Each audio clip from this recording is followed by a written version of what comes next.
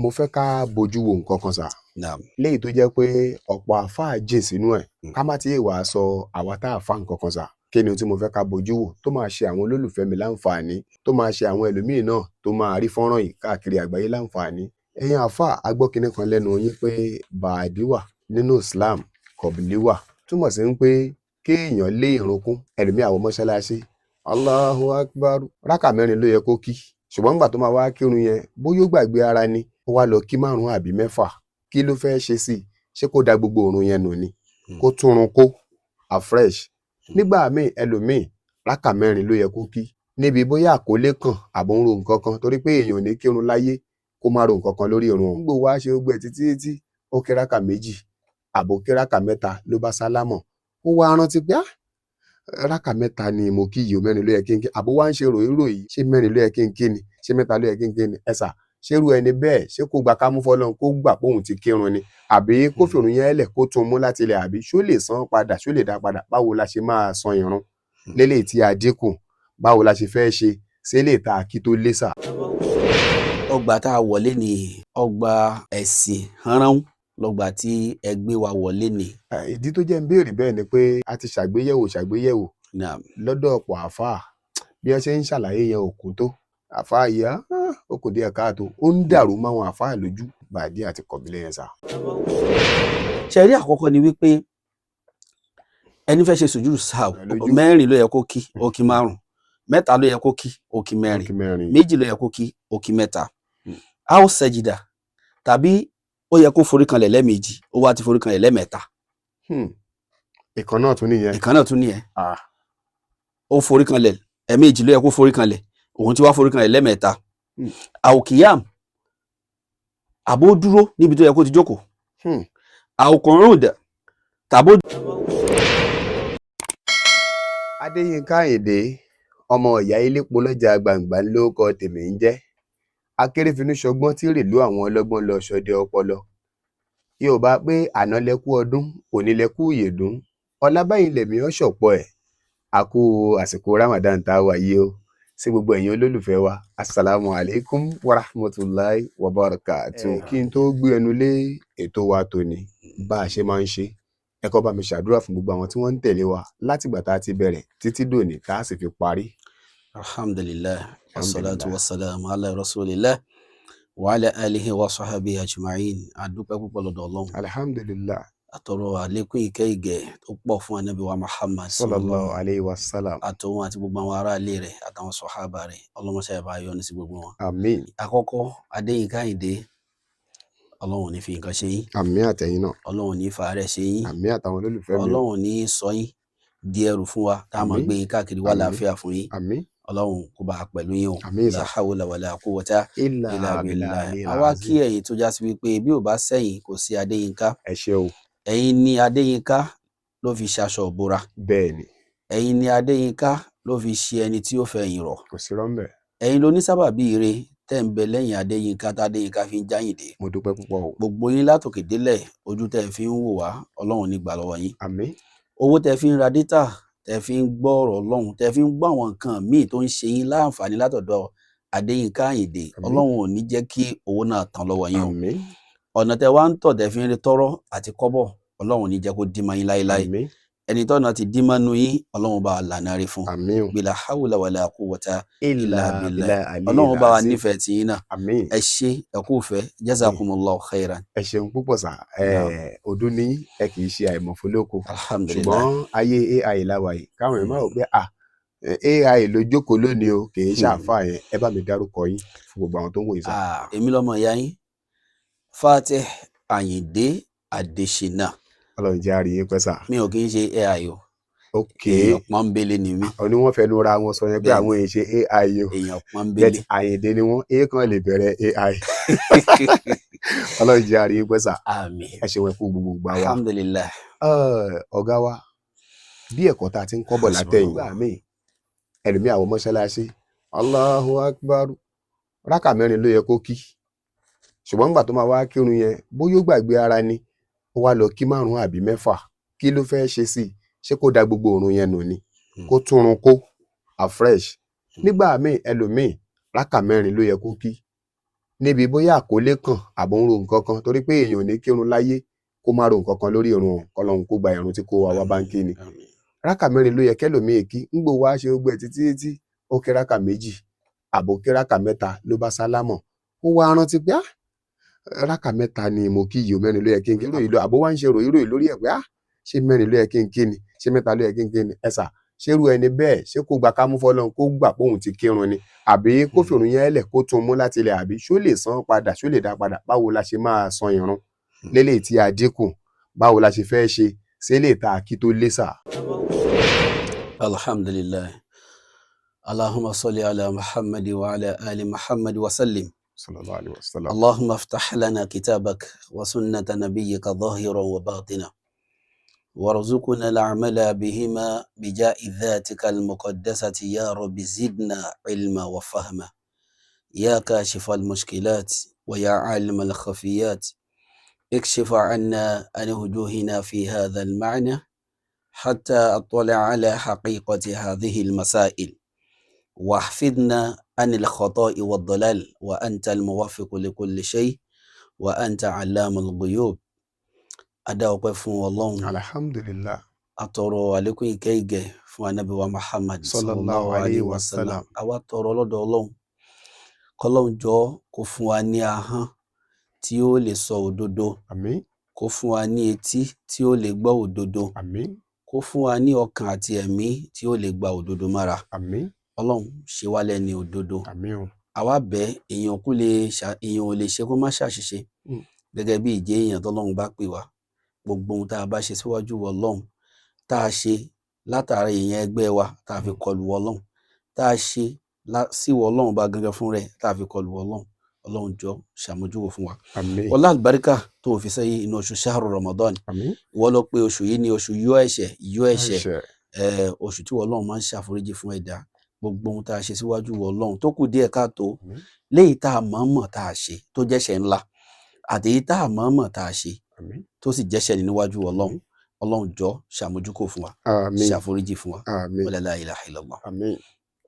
ìbéèrè tẹ́ ẹ béèrè yìí bàbá Adéyínká Àyìndé. Ọlọ́run jẹ́ àríyìn pẹ́ sà. Allahu akbar. Àmín. Ọlọ́run jẹ́ àríra wa. Ẹ ti ṣàdúrà fúnra yìí. Àmín. torí ẹni tó bá ní Ọlọ́run jẹ́ àríyìn pẹ́. ẹ̀mí kan lòun náà fẹ́ fi rí ẹni tó ń ṣàdúrà fún yẹn pẹ́. alhamdulillah ní wàrà wa tì. Àmín. ṣe rí ọgbà tá a wọlé ní ọgbà ẹ̀sìn rán lọ́gbà tí ẹ gbé wa wọlé ní. ìdí tó jẹ́ ń béèrè bẹ́ẹ̀ ni pé a ti ṣàgbéyẹ̀wò Naam. lọ́dọ̀ ọ̀pọ̀ àáfàá bí wọ́n ṣe ń ṣàlàyé yẹn ò kún tó. ṣe rí tí yóò bá ní àkíyèsí yóò fẹ́ dàrú lóòótọ́. Yóò fẹ́ dàrú lóòótọ́. yóò fẹ́ àmọ́ tíyàn bá ti mọ ohun tíyàn ń ṣe ó súnmọ́ kó má dàrú nítorí wípé Ọlọ́run ti sọ àsọlẹ̀ o. kí ló sọ sà? Ọlọ́run ní ẹ lè sìn mí láì jẹ́ pé ẹ mọ̀ mí o. ìjọsìn olórí ìjọsìn fọ́lọ́run náà sì ní irun kíkí. ìtumọ̀ ọ̀rọ̀ yẹn ni wípé kó o tó lè kírun yẹn tó jẹ́ ìtẹ́wọ́gbà lọ́dọ̀ Ọlọ́run o gbọ́dọ̀ mọ bó o ní màá ṣe kí ẹ̀kọ́ ni. ìyẹn ó kẹ́kọ̀ọ́ báwo ni Ọlọ́run ṣe ní kírun.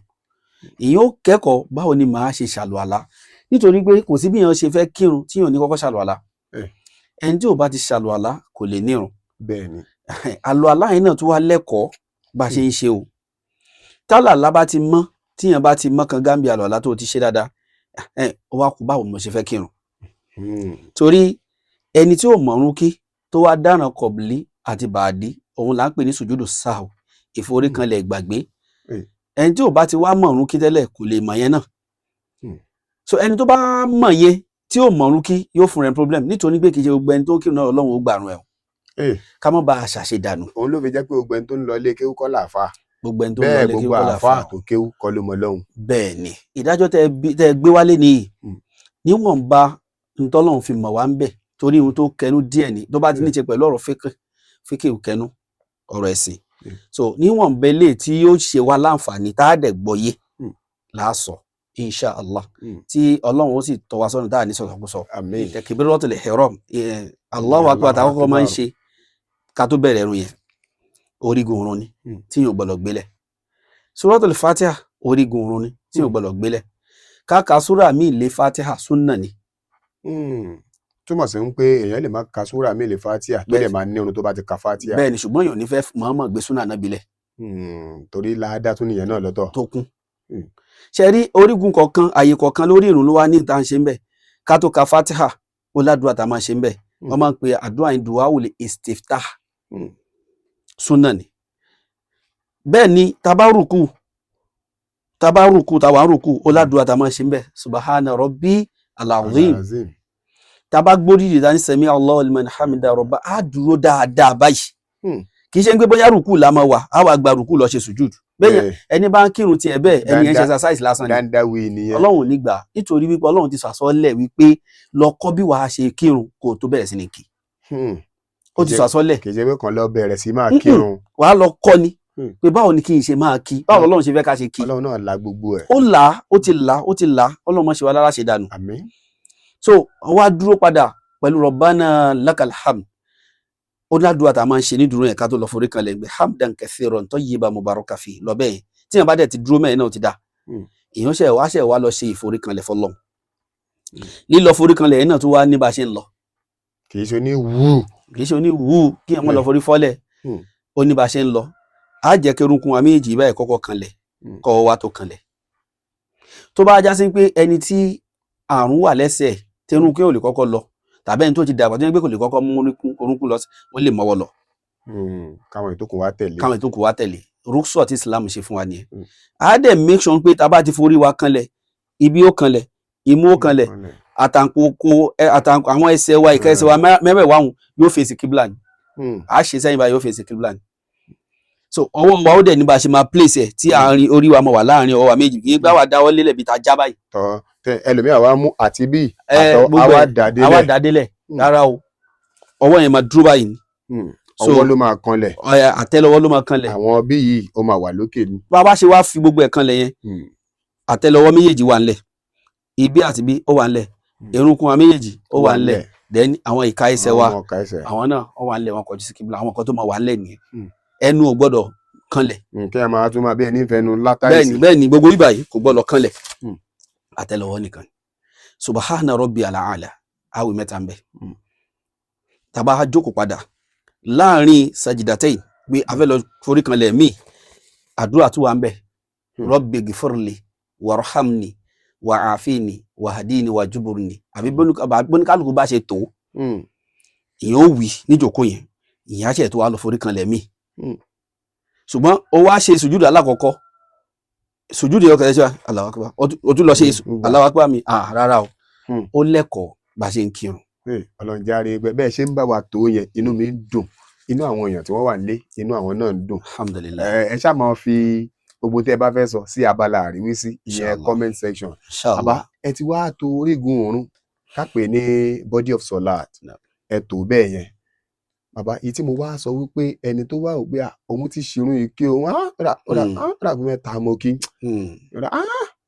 rà pé márùn mo kí instead of mẹ́rin bàbá kí la máa ṣe láàfi máa sọ̀run yẹn padà. kò le ó le lójú ẹni tí ò mọ̀. ọlọ́run fi mọ̀ wá. àmín ọlọ́run. ṣe rí ohun tó máa ń ṣẹlẹ̀ yẹn la máa ń pè ní sùjúdù la máa ń pè ní sùjúdù sáwì la máa ń pè ní kọ̀bìlì àbí bàdí ìforíkanlẹ̀ tíyàn máa ń ṣe tíyàn bá gbàgbé nǹkan kan lórí ìrun láti ṣe. Ọya ẹ jẹ́ ká wá wò ṣe rí ó ní sábàbí tí ìforíkanlẹ̀ yẹn máa fi ń wá sábàbí alákọ̀ọ́kọ́ tíyàn bá lé irun kún. ìyẹn tó bá yẹ pé irun mẹ́rin ló yẹ kó kí kó wá kí márùn. bẹ́ẹ̀ni torí lé irun kún yẹn náà àárín yẹn máa ń dàrú. ìyẹn mẹ́rin ló yẹ kó kí ó kí márùn mẹ́ta ló yẹ kó kí ó kí mẹ́rin méjì ló yẹ kó kí ó kí mẹ́ta. a ó sẹjìdà tàbí ó yẹ kó foríkanlẹ̀ lẹ́ẹ̀mejì ó wá ti foríkanlẹ̀ lẹ́ẹ̀mẹ́ta. ìkan náà tún nìyẹn. ó foríkanlẹ̀ ẹ̀ẹ̀mejì ló yẹ kó foríkanlẹ̀ òun ti wá foríkanlẹ̀ lẹ́ẹ̀mẹ́ta. àwòkìyàm àbó dúró níbi tó yẹ kó ti jókòó. àwòkọ̀rún dà tàbó jókòó níbi yẹ kó ti dúró. ìlérùnkún nìyẹn nàṣíyàánà lẹ́ni tó gbàgbé tí ó mà. alákọ̀ọ́kọ́ nìyẹn ziyada nìyẹn pé èèyàn lérùnkún nìyẹn. sábàbí ẹlẹ́kejì òun ni anaksu kéèyàn dírùnkù. kíyàn dírùnkù yẹn ìyẹn ní ṣe pẹ̀lú tashahudul awwal ẹ mọ̀ pé tíyàn bá kírun olópo mẹ́ta àbólópo mẹ́rin ìyẹn máa ń ṣàtáyà tíyàn bá kí méjì kíyàn tó dìde mú so ó wá yẹ kó jókòó ṣàtáyà yẹn kò wá ṣàtáyà yẹn ó wá dìde padà ó ti wá dìde tán ló wá rántí pé ó yẹ kí n ṣe àtáyà ẹni ò gbọ́dọ̀ padà sí ìjókòó yẹn mọ́ kó má padà sí ìjókòó yẹn mọ́ kó má kírun yẹn lọ nítorí pé àtáyà yẹn súnà ni nítorí pé wá jẹ́ súnà yẹn kò túmọ̀ sí pé a máa mú kú o so automatically ẹni yẹn ti dáràn naksu ó ti dírun kù irun ò pé nìyẹn irun ò pé bẹ́ẹ̀ yẹn ó ti dáràn báyìí bẹ́ẹ̀ ẹni yẹn ò gbọ́dọ̀ padà sí ìjókòó yẹn mọ́ kó má kírun yẹn lọ. Now èyí tó tún tẹ̀lé òun ni tẹ́ríkù tasbihi rukú aw sujud bóyá kéèyàn fi rukú tá a wà yìí nísìn àwa ṣe subahana rabbi al-azim ẹni ò wá ṣe ìforíkanlẹ̀ subahana rabbi al-ala ẹni ò ṣe aya al-Qur'an dẹ̀ gbé wá ní suratul A'la sabbisma rabbikal a'la ànábì dẹ̀ kan pa fún wa pé agbọ́lọ̀ máa wí ẹni ò wá wí ó ti dírun kù irun ẹ̀ ti dínkù nìyẹn irun ẹ̀ ti dínkù ẹlẹ́kẹta òun náà ni àṣàkù tí èèyàn bá ń ṣe iyèméjì èèyàn ń ṣe iyèméjì ṣé irun tí mo kì í ṣé orí ẹlẹ́kẹta mo wà àbí orí ẹlẹ́kẹrin ṣó ti pé àbí kò tí ì pé tí ó bá ti ń ṣẹlẹ̀ bẹ́ẹ̀ sí èèyàn lórí irun èèyàn ti dáràn fi àdàdì rọkàát èèyàn rò ń gbé ṣé irun yìí pé àbí kò pé ṣé ó ti complete àbí kò complete ṣé ó ti so ìyẹn wá rò lẹ́mìí gbé a lè sọ́lá thalathan arba ṣẹlẹ̀kẹta mò ń kí lọ́wọ́ ní abẹ́lẹ̀kẹrin ọ̀bọ̀n pé nǹkan yẹn ti wá síyàn lórí ẹ̀mí yẹn náà ìyẹn ti dáràn sùjúdù sáhù ẹ wá jẹ́ ká wò ìgbà wo la máa wá ń ṣe kọ̀bùlí kí nìkan tí yóò ṣẹlẹ̀ tá a fi ṣe kọ̀bùlí là ń pè ní nígbà tá a bá ti fẹ́ kírun tán ká tó sálámọ̀ bẹ́ẹ̀ ni sà ká tó sálámọ̀ á wà forí kanlẹ̀ lẹ́ẹ̀mejì ìyẹn là ń pè ní kọ̀bùlí bàdí nígbà tá a bá ti kírun tán tá a ti sálámọ̀ tán á wà forí kanlẹ̀ lẹ́ẹ̀mejì á tún wá sálámọ̀ ìyẹn là ń pè ní bàdí so kọ́bùlà before bàdà after náà fi ní kọ̀bùlí before sálámọ̀ bàdí after sálámọ̀ a ti máa yé àwọn èèyàn mẹ́nu ilé bẹ́ẹ̀ alhamdulillah ṣàlàfíà yìí àmín ó ń yé èmi náà dáadáa masha allah kí wá nìkan tí ọ̀ràn tó wo láàdá tá a fi ṣe kọ̀bùlí yẹn kọ́bùlà ká tó sálámọ̀ ọ̀ràn wo láàdá tá a fi ṣe sálámọ̀ lẹ́yìn ìgbà tí tá a fi ṣe ìṣùjú sáà lẹ́yìn ìgbà tá a bá sálámọ̀ alákọ̀ọ́kọ́ ni pé inda naksu fi sọ́lá irun tó bá ti mú wa tí a bá ti dírun kù lórí irun gẹ́gẹ́ bí tí mo sọ fún alẹ́ kan yẹn pé nígbà ibi tó yẹ kí èèyàn ti ṣe tashahudul awwal ibi àtàyà alákọ̀ọ́kọ́ tó wà níbi àárín ẹ̀ tá a ṣe tá a fi dìde padà àti dírun kù nìyẹn inda shak nígbà tí èèyàn bá ń ṣe iyèméjì ṣe iyèméjì yẹn wá pé méjì iyèméjì tún pé méjì iyèméjì pé méjì ọ̀nà méjì wo ló ṣe pín sí iyèméjì yìí tí èèyàn ń ṣe tí èèyàn wà ṣúọ̀ lórí ẹ̀ wípé ó dà ń gbé ẹlẹ́kẹta mu wà ẹ mà ọ̀wọ́n pé èèyàn tẹ̀ tí kọ́kọ́ ṣe iyèméjì èèyàn ti rí mú padà ó máa ṣẹlẹ̀ pé kẹta nà abẹ́lẹ̀ kẹrin èèyàn wá sáré rántí gbà kíní kan gbé wa pé nígbà tí a ó ti kẹta mo wà yìí ẹlẹ́kẹta ó ti ṣúọ̀ ó ti ṣúọ̀ nìyẹn tó bó ṣe ṣúọ̀ yẹn náà èèyàn ti dáràn o ṣe àmọ́ pé ó ti ṣúọ̀ padà èèyàn ti mọ̀ gbé orí ẹlẹ́kẹrin mu wà ó ti ṣúọ̀ bẹ̀tọ̀ wọ́n pé èèyàn ti kọ́kọ́ ṣe iyèméjì yẹn èèyàn ti dáràn naksu so níbẹ̀ yẹn èèyàn ó wá ṣe kọ̀bùlí ń bẹ̀ ṣé nǹkan tí mo sọ yóò yé kọ̀bùlí yẹn mo kà ní mo ti ṣàlàyé ẹ̀ òun ni wípé nígbà tá a bá ṣàtàyà tán bẹ́ẹ̀ni ká tó sálámọ̀ á wà forí kanlẹ̀ lẹ́ẹ̀mejì before sálámọ̀ ìforí kanlẹ̀ méjèèjì yẹn náà irun tá a máa ń wí ní forí kanlẹ̀ irun gangan náà là á wí ń bẹ̀ subahana rabbi alaala yẹn á wí ń bẹ̀ àkọ́kọ́ á tún forí kanlẹ̀ míì á tún wí náà á wà jókòó pátá ní ṣàtàyà mọ́ á kàn lè sálámọ̀ alákọ̀ọ́kọ́ nìyẹn ẹlẹ́ẹ̀kejì tó máa ń ṣẹlẹ̀ lẹ́yìn ìgbà tí a bá sálámọ̀ ká tó ṣe ìyẹn náà ń pè ní bàdí after sálámọ̀ òun ni inda ziyadati sọlá nígbà tí èèyàn bá lérò kún ìrun rákà méjì ó sọ di mẹ́ta rákà mẹ́ta ó sọ di mẹ́rin rákà mẹ́rin ó sọ di márùn-ún aw inda shak tàbí èèyàn wá ń ṣe iyèméjì ẹlẹ́kejì ni iyèméjì ẹlẹ́kejì yìí ni wípé nígbà tí èèyàn wá ṣe iyèméjì yẹn débi pé èèyàn ò rí mú ó ti dàrú tán yanyan ẹ mọ̀ pé alákọ̀ọ́kọ́ èèyàn rí mú bẹ́ẹ̀ ni oyé nísìn èèyàn máa ṣe kọ̀bùlí but eléyìí nísìn èèyàn ò rí mú kò sì fẹ́ mú kú mú. yóò wá padà sẹ́ni èyí tó bá da lójú nínú àwọn rákà yẹn èyí tó bá dẹ́ni ẹ̀ lójú gbà ó dá tó bá rí bẹ́ẹ̀ jẹ́ n padà sórí nọ́mbà 3 mo ṣì wà. ó ṣeé ṣe kó jẹ́ ẹlẹ́kẹ̀ẹ́rin ló fẹ́ mú wá yẹn ó wá ṣe iyèméjì yẹn ti wá dá lórí débi pé kò yé mọ́ kò mọ bí tóun dé mọ́ kò gbọ́dọ̀ tún yẹn bẹ̀rẹ̀ o yóò wá padà sórí ẹlẹ́kẹta yóò wá jẹ́ kóun mọ̀ pé orí nọ́mbà 3 lòun wà. so a wá padà mú ẹlẹ́kẹ̀ẹ́rin náà wà nígbà tó bá padà nọ́mbà 3 yẹn a tún dìda mú nọ́mbà 3 wà ṣe àmọ́ pé ìyẹn ti rújú ó ti dàrú mọ́ lójú ṣùgbọ́n ihun tí yóò jẹ́ kírun yẹn wá padà lálàáfíà òun ni wípé tó bá ti wá ṣàtáyà tán tó sálámọ̀ àwa foríkanlẹ̀ lẹ́ẹ̀mejì àforíkanlẹ̀ alákọ̀ọ́kọ́ a ṣe subhana rabbi alaala a dìde a tún ṣe subhana rabbi alaala lẹ́mẹ̀ta bẹ́ẹ̀ a jókòó a ṣe sálámọ̀ kò ní ìdìbò kàtáyà kankan mọ́ báwọn a ṣe sálámọ̀ a dẹ̀ sálámọ̀ ìyẹn ló máa ń ṣẹlẹ̀ ńgbà míì tó yẹ pé àwọn tí èèyàn ń kírun fún wọn máa ṣe subhanallah subhanallah lẹ́yìn èèyàn. ṣe rí àwọn nǹkan tá a gbọ́dọ̀ gbọ́yé inú Islam níbi ìrun tá à ń kí nìyẹn ṣe rí tá a bá ti gbọ́yé wípé ó yẹ kéèyàn jókòó àtàyà láàrin ìmáàmù ti wá dìde dúró bó ṣe wá dìde dúró yẹn ó ti dúró tán kì í ṣe bó ṣẹ̀ṣẹ̀ ń lọ ó ti dúró tán débi pó lè padà ó ti dúró tán yányán ó ti bẹ̀rẹ̀ ó ti káwọ́ gbé ẹ wá ń ṣe subhana ká gbọ́yé bá wà á ní ṣe subhana kankan gbogbo ó dìde pẹ̀lú ẹ̀yìn àpọ̀ bẹ́ẹ̀ àti mọ̀ pé bó ṣe ṣàṣìṣe yẹn ó ti kó wá gbogbo wa ìhun tó bá dẹ̀ ti padà ṣe fi tán àṣìṣe tó ṣe yẹn gbogbo wa náà lájọ ṣe ìtanràn yẹn ọ̀ká ní nǹkan tá à ń sọ yìí ó yé wa. ó yé dáadáa alhamdulilayi ẹ ṣeun sà afáfáàtì làákàyè yóò ní dàrú gbogbo ẹ̀yin tẹ́ ń wò wá tẹ́ ń gbọ́ wá ọpọlọ tẹ́ fi ń digest kínní ọwọ́ tẹ́ fi ń comment ibi tẹ́ ẹ jókòó sí oríkèéríkèé ara ẹnì kọ̀ọ̀kan wa ò ní gbóná mọ́ wa làákàyè wa ò ní melt àtèmi tí mo jẹ́ atọ́kùn ètò Adéyínká Àyìndé live yìí bàbá bẹ́ẹ̀ yìí ṣàlàyé kínní yẹn ó ti ń yé àwọn èèyàn ní ilé ó sì yé èmi náà torí èèyàn ń mọ̀ tán nìyẹn fi máa ń wá ọgbọ́n lọ sílé àwọn tí wọ́n bá tún ní ọgbọ́n ẹ sà ká wá sọ pé àwọn kan wá wà torí àwọn èèyàn máa wà bẹ́ẹ̀ bẹ́ẹ̀ bàdí kọ̀bùlì èwo la mọ̀ tó jẹ́ bẹ́ẹ̀ báyìí sìn tó kọ̀ dàrú mọ́ra ẹ̀ lójú tó rò pé òun dàrú mọ́ náà lọ́gbẹ́ ká tún kí ṣé kò lè ṣe bẹ́ẹ̀ ni. a fẹ́ kó ṣe bẹ́ẹ̀ ó túmọ̀ sí pé kò mọ ohun tó ń ṣe nìyẹn. ṣó ti yé báyìí nísìnyí àgbọ́yé ó túmọ̀ sí pé ẹnìyẹn ò mọ̀ túmọ̀ ìrun tó ń kí torí ọlọ́run mọ̀mọ́ ànábì sọ́sálàm ọlọ́run ó jẹ́ ká mọ̀ pé ọlọ́run mọ̀mọ́ fi kíní ẹ̀ fi ṣe rúksọ̀ fún wa ni ibẹ̀ yẹn gan láti mọ̀ mẹ́rin tó mọ ohun tó ń ṣe.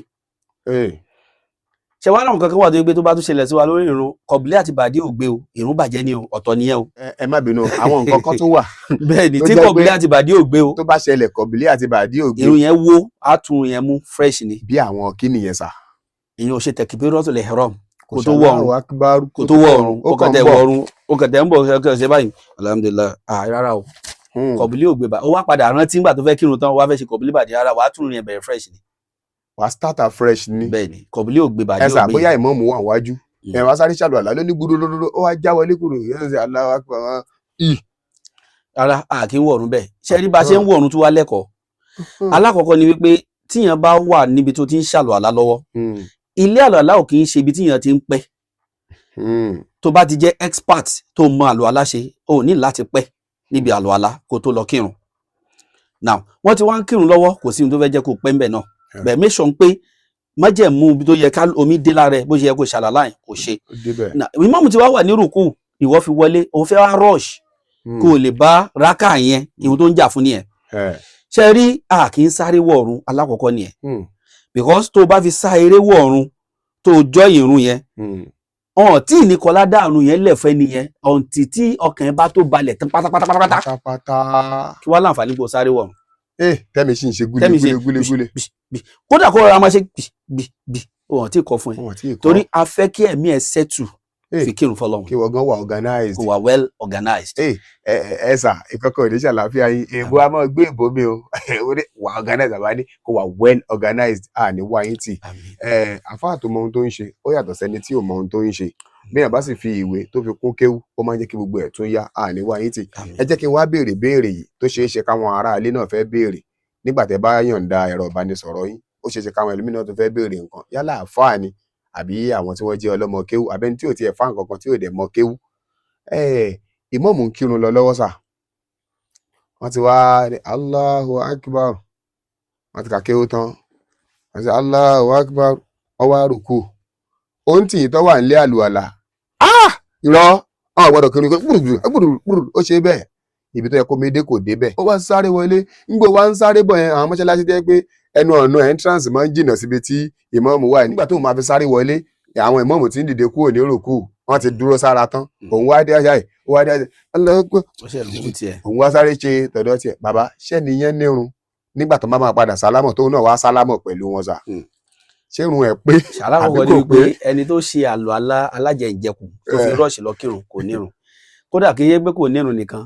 ọlọ́run ọba tó sọ fún Ànábì sallallahu alaihi wasallam pé òun làánà ẹni yẹn pé làánà ọlọ́run wà lórí ẹni yẹn. torí mo gbọ́ ọ̀kan lẹ́nu ẹ̀yìn àfáàrí pé kì í ṣe pé àwa ń fọ ẹsẹ̀ báyìí àwa ń gbùrùgbùrù gan náà àtàdálùkọ hasan kéèyàn fi ọwọ́ gbogbo ìka ẹsẹ̀ wa lómi gbọ́dọ̀ wọ̀ pátápátá a gbọ́dọ̀ make sure pé omi wọ̀ ó yẹn pé a padà mú ẹ padà fún wa ní àǹfààní táwa ṣàlàyé practical bá a ṣe ń ṣàlùwàlá. bẹ́ẹ̀ni ká tó parí ààwẹ̀ yìí lágbára ká ṣàlàyé fáwọn èèyàn bá a ṣe ń ṣàlùwàlá ká ṣàlàyé fáwọn èèyàn báwo la ṣe ń dúró kírun báwo la ṣe ń kírun torí àwọn èèyàn ṣubú bẹ́ẹ̀ àwọn kankan dẹ̀ tún máa ń ṣẹlẹ̀ pé ẹlòmíì máa wà lórí irun ṣọ́ọ̀bù ẹ̀ ló ti ń kírun àwọn èèyàn fẹ́ ra nǹkan ló wá ṣe báyìí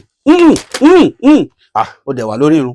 àwọn èèyàn ń búrẹ́dì máa ń ṣe bẹ́ẹ̀ àwọn ìyá látà mi tó gbọ́ àwọn kan yóò lọ. àtàwọn sisi ìgbà yìí náà tẹ́ pé wọn ò gẹ́ẹ̀tì àárín yẹn. tíyẹn bá ti wà níwájú ọlọ́run nǹkan kan ò gbọ́dọ̀ distract attention èèyàn ó gbọ́dọ̀ fún ọlọ́run ọba ní ọwọ́ ẹ̀ ní moment yẹn gbogbo time tó fẹ́ fi kírun kò lè tó 10 minutes. time tí wọn náà àìlò ìṣẹ́jú mẹ́wàá. time táwa gangan lò fúnra wa ó ju time táwa ń lò fi gbọ́tọ̀ ọlọ́run lọ.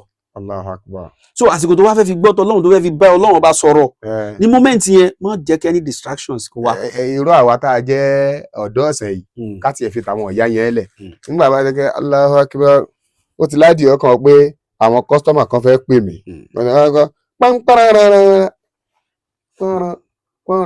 bàbá ṣerú ẹni bẹ́ẹ̀ náà ní irun àbíkò.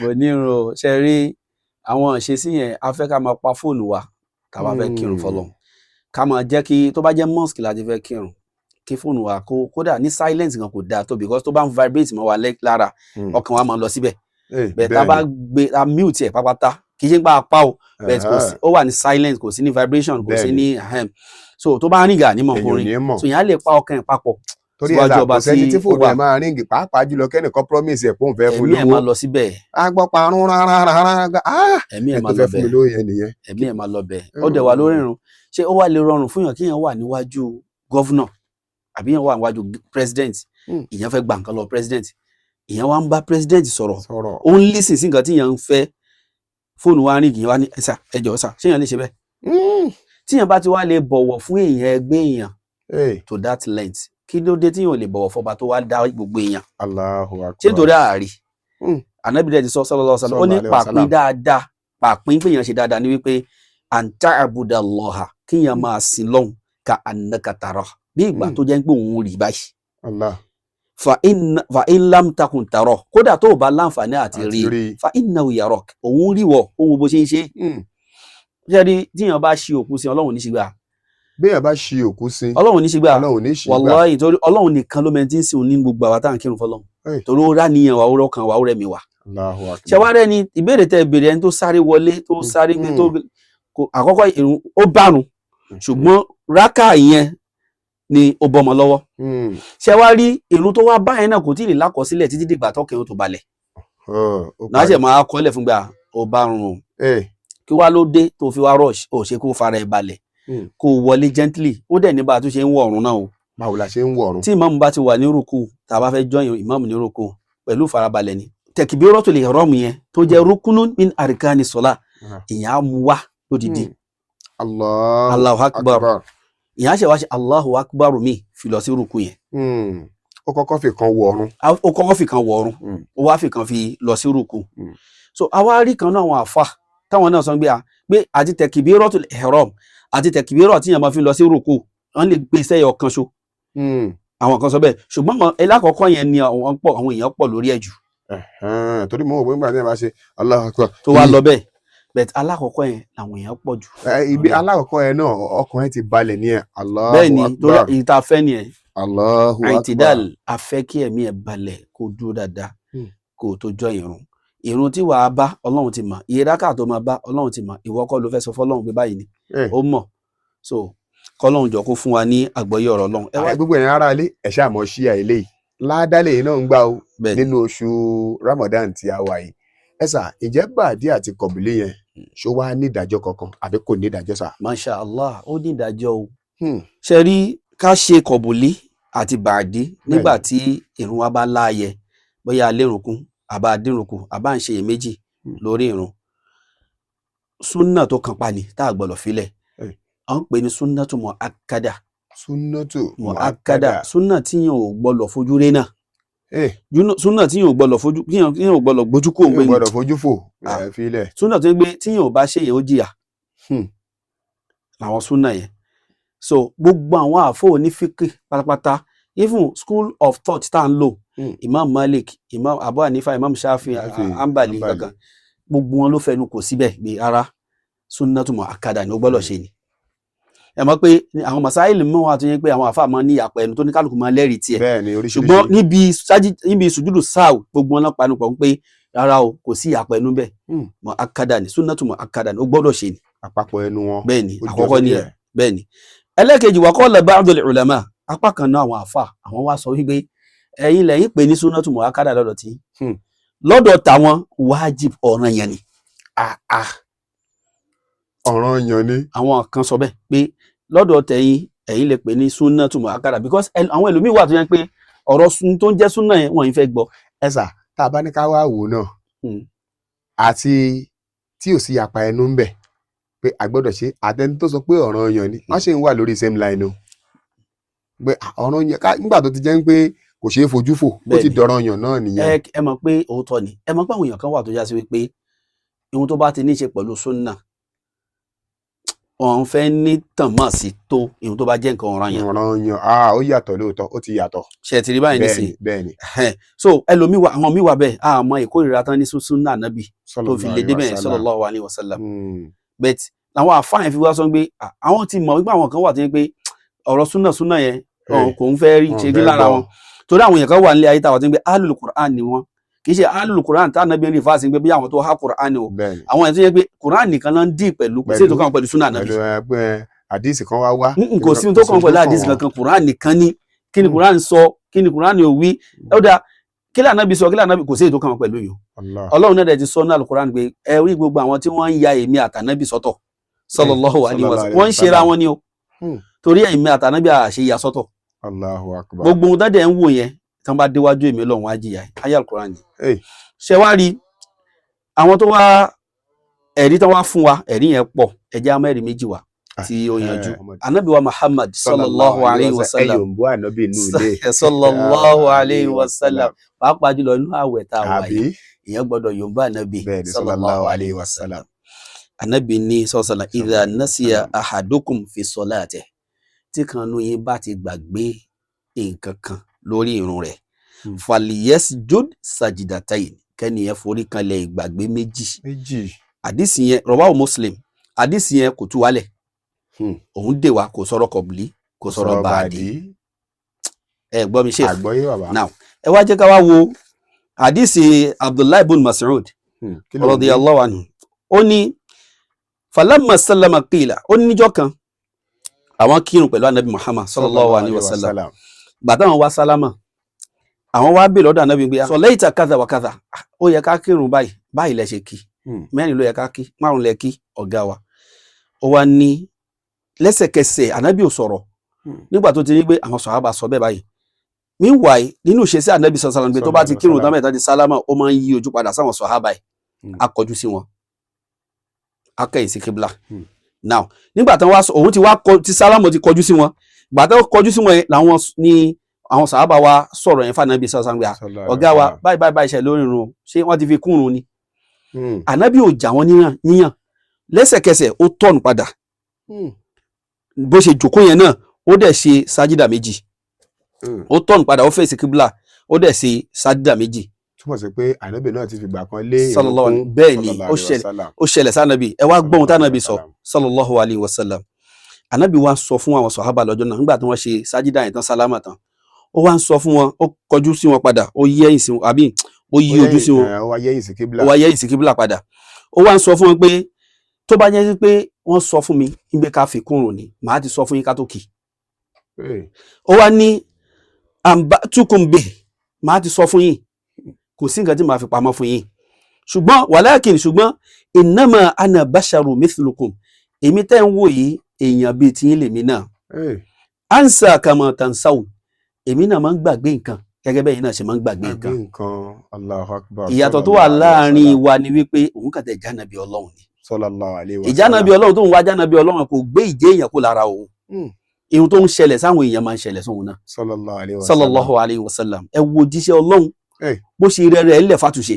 ọ̀gá àbò mi ò ní ṣe bẹ́ẹ̀ bí iṣẹ́ mi. Subhanallah. àwa ni ẹni tí ọlọ́run bá tó gbé Kùránì lé lọ́wọ́ liyudhhirahu ala dini kulli pé kó lọ ṣe òpinya lórí ilẹ̀ ayé ní pé kó lọ jíṣẹ́ ọlọ́run pé ìsìláàmù ni lẹ̀sìn ọlọ́ kó ṣe òpinya ìsìláàmù kó lára gbogbo àwọn ẹ̀sìn kẹ́sìn tó kù táwọn èèyàn ń ṣe ọlọ́run wá ní wa kafa billahi shahida tí mo gbé lánàbì lọ́wọ́ pé kó wá ṣe lórí ilẹ̀ ayé yẹn tẹ́yìn ò bá jó lólùjẹ́rìí èmi ọlọ́run bá tó lẹ́yìn tí màá jẹ́rìí pé èmi mo rán ẹ pé kó lọ ṣe báyìí fún mi so ohun tó bá ti wá mẹ́ni tọ́lọ́run bá ránṣẹ́ direct fúnra ẹ̀ ṣẹ́rí gbogbo ẹ̀kan náà ọ̀gá wa kan ní school nígbà tá a wà ní school wọ́n sọ fún wa wípé gbogbo àwọn àfáà tó máa sọ pé àwọn ń ṣiṣẹ́ lọ́wọ́ jíṣẹ́ ọlọ́run tán ṣe wá àtàn láwọn jíṣẹ́ ọlọ́run yẹn wọ́n ní àwọn ò gbàgbọ́ àwọn ò tẹ̀lé wọn pẹ̀lú ohun tán sọ yẹn wọ́n ní ohun táwọn mọ̀ ní wípé ihun tá a kọ́ là ń practice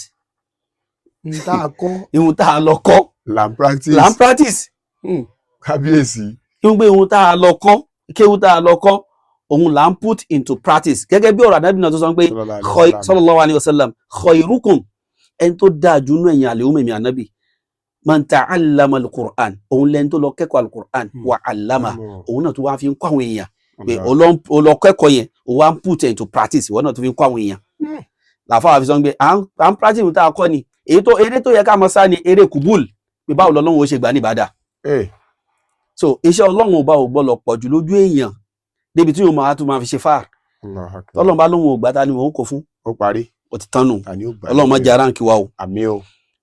anabi sallallahu alayhi wa sallam ó wá ní èmi náà máa gbàgbé nǹkan gẹ́gẹ́ bẹ́ẹ̀ èèyàn náà ṣe máa ń gbàgbé nǹkan torí èèyàn bíi ti ní mi fa idha nasitu fadhkuruni ay fadhakiruni tẹ́ bá ti rí pé mo gbàgbé nǹkan tó yẹ kí n ṣe mo wá gbàgbé fadhakiruni ẹ rán mi létí ẹ wo àyè tánàbí filẹ̀ láàrin àwọn àtàwọn sọ̀hábà ẹ̀. kì í ṣe pé níjọ́ tí wọ́n rán létí wá jágbe mọ́ wọn. no kò ní fún wọn láfẹ́ níwà tí tó rán létí mi. bẹ́ẹ̀ ni wọ́n á máa wòran ni wọ́n á máa wòran ni ṣùgbọ́n ọlọ́run bá ti yanjú ọ̀rọ̀ ànábì sallallahu alaihi ó ní bil mu'minina ra'ufur rahim ọlọ́run mọ̀ọ́mọ̀ fi ànábì ṣe ìkẹ́ àtàánú fún wa ni. sallallahu alaihi wasallam sallallahu alaihi wasallam odidi ọ̀gá gbogbo wa tọ́lọ́run ní káwọ́ kọ́ṣe nìyẹn o ó sọ̀rẹ́ńdà rẹ̀ fún àtúnṣe ó relegate ààrẹ láàrin àwọn sọ̀hábà ẹ̀ kò jẹ́ kí wọ́n mọ̀ pé ọ̀gá yín mo jẹ́ kò jẹ́ kí wọ́n mọ̀ pé olùkọ́ yín mo jẹ́ kò jẹ́ kí wọ́n mọ̀ pé ànábì ọlọ́run ni mí ó gbére ó yẹpẹrẹ ààrẹ lẹ̀ pátápátá òun ló jẹ́ káwọn sọ̀hábà náà fi ń ṣùrùbó pé ọ̀gá wa ò rí rẹ̀ tó bá ṣàṣìṣe tẹ bá correct ẹ̀ yóò accept ṣé gbogbo àwa tá a wá pera wa lọ́mọ lẹ́yìn ànábì lénìí láfààyè gbàtúnṣe sallallahu alaihi wasallam ṣé gbogbo àwa tá a wà nípò ọ̀gá lénìí láfààyè gbàtúnṣe àwa náà dẹ̀ fẹ́ tó lẹ́yìn ànábì. ṣé gbogbo àwọn tí wọ́n ti ẹ̀ jẹ́ ọ̀gá ní ìsìn ni wọ́n ń wá àwòkọ́ṣe ànábì. láwọn wá àwòkọ́ṣe ànábì so oníkálukú ń mú ìròrí tiẹ̀ wá bóun náà ṣe kóyàn jọ bóun náà ṣe máa ní kó má ṣe bẹ́ẹ̀ ṣùgbọ́n ǹjẹ́ tán bá pẹ́ sákèésí tán dẹ̀ jásí pé àkèésí tán pè é sí tí ó ṣe ẹ́ láǹfààní ni tí wọ́n náà dẹ̀ ní gbé àkèésí ó dà látọ̀dọ̀ ọlọ́run àtọ̀dọ̀ ànábì wọ́n pè é sákèésí bẹ́ẹ̀ gbà ẹ ti ń tẹ̀sà gẹ̀rẹ́ o ìhun tọ́lọ́run sọ ni tànábì sọ ni wọ́n pè é sákèésí bẹ́ẹ̀ yóò adjust tó o bá ti adjust ẹ ò ṣe islam mọ́ o torí islam fàyè bẹ́ẹ̀ lẹ̀ ayáde wà ní alukuran tọ́lọ́run fi pànábì sákèésí ẹ̀ nítorí àsìkò ibi tá à ń lọ́kọ́ ni ọlọ́run sọ fún ànábì sallallahu alaihi wasallam pé fabima rahmatillah tí ìbá ṣe pẹ̀lú àánú ọlọ́run ni linta lahum àwọn sàhábà tá a kó tiẹ̀ yìí wọn à ní dúró tiẹ̀ tó bá yẹ pé o bá máa ń le o jẹ́ nìkan tẹ́mi ẹ̀ ń le o máa ń le mọ́ wọn ni lamfadhu min hawlik gbogbo wọn yẹra fún ẹ á sì máa wò ẹ́ náà báyìí á wà wò ètò lè dá ṣe ń bẹ̀ so tí ó túmọ̀ sí pé tí o bá sí àwọn sàhábà yìí you are nothing àfi kó o bá wọn ṣe mọ̀ṣáwárà kó o bá wọn ṣe ṣúra lórí àwọn àlámọ̀rí kan tẹ́ ẹ bá fẹ́ ṣe níbi ẹ̀sìn àbí níbi ayé. kó o má kàn máa dá ọwọ́ wú. kó o má máa dá ọwọ́ wú ẹ wo àṣẹ tọ́lọ́hun pọ̀ lọ́hun àtọ́ ń pa ànábì sallallahu alaihi wasallam pé má máa dá ọwọ́ wú Ọlọ́run wá sọ pé tí wà táwọn sàhábà bá ti wá jọ ṣe mùṣáwárà tẹ́ẹ̀dìjọ ṣe ṣúrá tẹ́ẹ̀dìjọ fẹnu kò síbì kan fàídà azamta tẹ́ẹ̀ bá ti wá nípinnu lórí nǹkan tẹ́ẹ̀ bá fẹ́ ṣe o fatawakkal ala Allah ẹ wá fi ètò kúlẹ̀ fi mi Ọlọ́run ẹ gbára lé mi Ọlọ́run tánàbí ò bá tẹ̀lé ohun tọ́lọ́run sọ ni ó ṣeéṣe kánàbí máa succeed. Allahu Akbar. ó túmọ̀ sí pé gbogbo aṣíwájú tí ò bá ti listen sí ìmọ̀ràn táwọn tọ́lọ́run bá kò tí torí àgbájọwọ́ ni Yorùbá sọ pé a fi ń sọ̀yà ó yí Ọlọ́run kọ́lọ́run tó kọ́ àwọn èèyàn tiẹ̀ làákàyè tiẹ̀ ò lè tó tà nábì Muhammad sallallahu alaihi wasallam ìmọ̀ rẹ̀ ò lè tó tà nábì Muhammad sallallahu alaihi wasallam ṣùgbọ́n tá bá ti wá ń pè sákèsì ìwọ náà máa adjust tó bá dẹ̀ mọ́ tó dẹ̀ mọ́ pé tó ń pè sákèsì yẹn tó dà ní. ó wá kù sọ́wọ́ ẹni tó fẹ́ pè yẹn sákèsì náà torí àgbékalẹ̀ ṣe pàtàkì. ó ṣe kókó. ìwọ tó fẹ́ pè mí sákèsì. ṣé ẹ gbọ́ pé ohun tá à ń sọ fún yín ṣe kò yẹ kẹ́ ẹ ti mọ̀ pé ẹ ṣe òun kí. mi ní ṣe bí n bá tẹ̀ fẹ́ tún kí kò ní jẹ́ lójú ẹ̀. béèyàn tiẹ̀ sọ̀rọ̀ ìfẹ́ mi náà ní gbọ́. torí Yorùbá bọ̀ wọ́n ní Yorùbá wọ́n ṣàpọ́nlé èdè púpọ̀ Yorùbá ní pẹ̀lẹ́ lákọ olóbí àgbékalẹ̀ ṣe pàtàkì fẹ́ tó bá fẹ́ correct bó o bá ṣe present ọ̀rọ̀ yẹn lẹ́ni ẹ̀ náà ṣe máa fi welcome ẹ̀. ẹ ṣe ń gbà wọlé àbí má gbà wọlé àbí tiẹ̀ má wo ibi tó tiẹ̀ wà. so tó bá tẹ kódà gan kó jẹ́ òótọ́ ọ̀rọ̀ gan ló ń sọ kẹ́ni ẹ̀ náà mọ̀ pé ohun tó dẹ̀ ń pè mí sí yìí ó right but ọwọ́ ń pé o ṣubú níbi àgbékalẹ̀ yẹn ẹni ẹ̀ lè mọ́ gbà mẹ́ yẹn ó wá lè wá lọ àjọsìn òbẹ̀ kì í ṣojú ẹ̀ ló ti máa gbà nítorí pé ìwọ náà ti fi girimanka ìfikún Islam dẹ̀ sọ nípa ìtẹríba púpọ̀ Allahu Akbar nítorí àsìkò anabi firẹlẹ fún àtúnṣe àwọn sàhábà sì correct anabi wá ń sọ fún sallallahu alaihi wasallam ó wá ní tí ẹ bá ti rí pé mo ṣàṣìṣe àbí mo ṣe mistake àbí mo gbàgbé ẹ máa rán mi létí o wa idha shakka ahadukum fi salati ẹ̀yin náà ẹ wá gbọ́ o tí kan nú yín bá ń kírun lọ́wọ́ tóun náà bá ń ṣe èméjì lórí ìrun tó ń kí yẹn o anabi sallallahu alaihi wasallam ó wá sọ fún wọn pé wá dúró lórí èyí tó dá ẹ lójú ń bẹ lẹ́yìn wá àgbà náà falyutimma alayhi kó parí ìrun ẹ thumma yasjudu sajdatayn kó wá padà ṣe sájídà méjì ìyẹn ó máa tún ìrun tó kí ṣe. so wà fi riwayatil Bukhari nínú riwaya Bukhari àwọn ní falyutimma thumma yusallim thumma yasjud ìrun tánàbí ń sọ ní wípé wà á complete ìrun yẹn wà wá sálámà bàdí lòun rí fáàsì yẹn àdìsí yẹn clarify bàdí àdìsí tá a ṣe ń bábọ̀ yẹn náà ni o so ìwáyà Bukhari òun sọ wípé ìwọ tánàbí ń gbà lérò pẹ̀lú tó ń gbà tó ń sọ fún wọn pé tẹ́ ìkànnì yìí bá ń kírun lọ́wọ́ o tẹ́ bá ti gbà tẹ́ bá ń ṣe èméjì lórí ìrun o pé kẹ́ ẹ parí ìrun yẹn kẹ́ ẹ wá sálámà ó yé nísìn so nínú mo forí kan rẹ̀ méjì wá bẹ́ẹ̀ ni so ìwáyà Bukhari ló wá tú palẹ̀ òun wá sọ fún wa wípé ìwọ tánàbí sọ pé falyutimma thumma yusallim tó bá ti complete irun ẹ tó ti pé wà wá sálámà thumma yasjud lẹ́yìn ìgbà tó bá sálámà yẹn tán wà ṣe wá forí kanlẹ̀ lẹ́ẹ̀mejì ìyẹn ló wá jẹ́ báàdì. walil Muslim anna nabiyya sallallahu alayhi wa sallam sajada sajdatay as-sahw bada salam wal kalam wọ́n ní nínú lọ́dọ̀ àfáwà Muslim àwọn ní dájúdájú anabi sallallahu alayhi wa sallam ó forí kanlẹ̀ méjì ní ìforíkanlẹ̀ ìgbàgbé nígbà tó ṣe ìgbàgbé lórí ìrun lẹ́yìn ìgbà tó ti sálámà tán ó ti complete ìrun ó ti sálámà wàlìkàlám ó tún ti sọ̀rọ̀ ó túmọ̀ sí pé tíyàn bá ṣe mistake lórí ìrun ó yé nísìn so ìyẹn ti wá ń sọ̀rọ̀ lọ àti ń sọ̀rọ̀ míì ìyẹn wá rántí pé ẹ wá ìrun tí mo mọ̀ kílẹ̀ gan mà láàyè ó yé nísìn tó bá ń gbé ìrun tíyàn kí tó lé ni ìyẹn ó kẹ̀dẹ̀ lọ ṣe ìforíkanlẹ̀ méjì ni ìyẹn dẹ̀ ṣe subhana rabbiyal tálà láwò bá ti jà tálà lá bá ti já ìyẹn ó lọ ṣàlá ìyẹn ó ṣe ìforíkanlẹ̀ méjì ìyẹn ṣe ìforíkanlẹ̀ méjì òun ni àdìsí yìí mú wá wípé ànábì ti sálámà kódà wọn ti ń sọ̀rọ̀ ó ṣe wá lọ ṣe sajidatayn tó bá jásí pé èèyàn dìrun kù ni èèyàn fi rántí bá irun tí mo kí yóò pé o báyìí mo kí èèyàn lọ múráká tó kù yẹn wá oye nísìn èèyàn múráká yẹn wá èèyàn sálámà èèyàn dẹ̀ ṣe sujud ànábì sallallahu alayhi wa sallam nínú ẹgbàá wa Ahmad wa Abi Daud wa Nisa'i min hadith Abdullah ibn Ja'far ó ní man shakka fi salati ẹnikẹ́ni tó bá ṣe iyèméjì lórí ìrun ẹ̀ tó ń kí falyasjud sajdatain kẹ́ni ẹ ṣe ìforíkanlẹ̀ méjì bada ma yusallim lẹ́yìn ìgbà tó ti sálámà alákọ̀ọ́kọ́.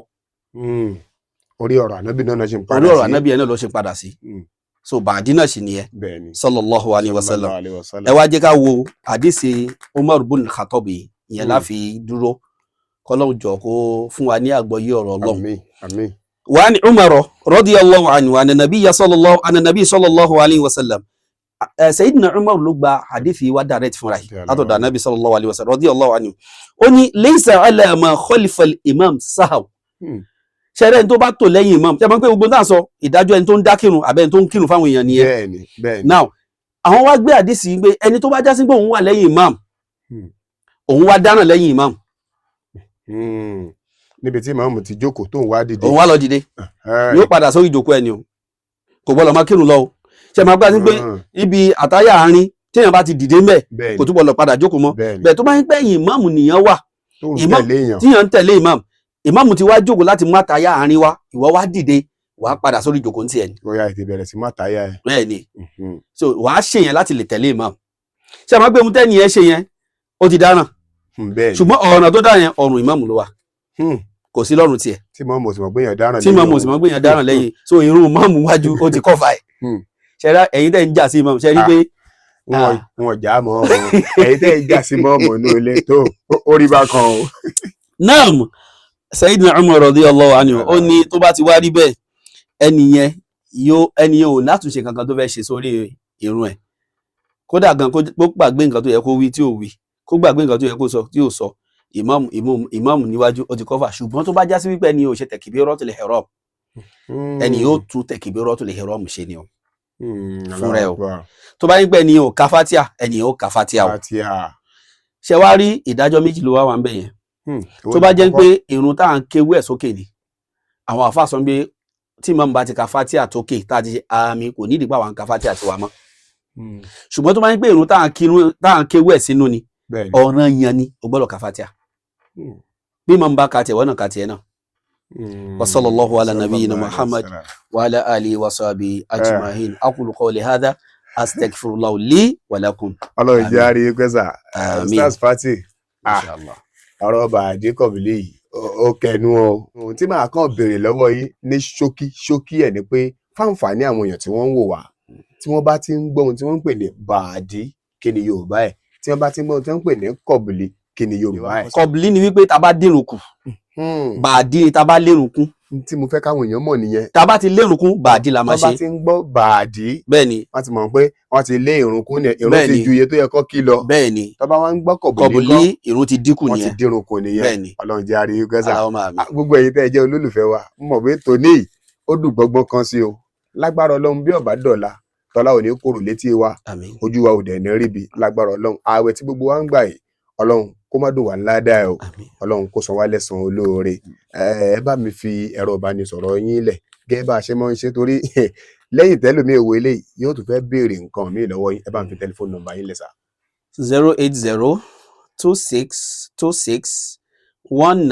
08026261987 08026261987. Orúkọ yín sà. Orúkọ mi kò yí padà èmi náà lọmọ ìyá yín Fatih Ayinde Adesina. Ọlọ́run jẹ́ àrí yín pẹ́ sà. Àmín. Orúkọ tèmi náà yí padà èmi náà lọmọ ìyá yín Zikrullah Adéyínká Ayinde Lanko. Lanko inú àwẹ̀ kí n jẹ́wọ́ ara mi tán a mọ̀ pàdé lọ́la lágbára Ọlọ́run a tún mú tọ́pìkì míì wá fún wa gbogbo ohun tẹ́ ẹ bá fẹ́ sọ ẹ fi sábàlá àríwí sí comment section àwa láàmọ̀ wá ẹ̀yin lè àmọ̀ ọba àwa lẹ́ẹ̀mọ̀ wá bá ń bí àwa náà lẹ́ẹ̀mọ̀ rí lágbára Ọlọ́run. Salamu alaikum wa rahmatullahi wa barakatuh.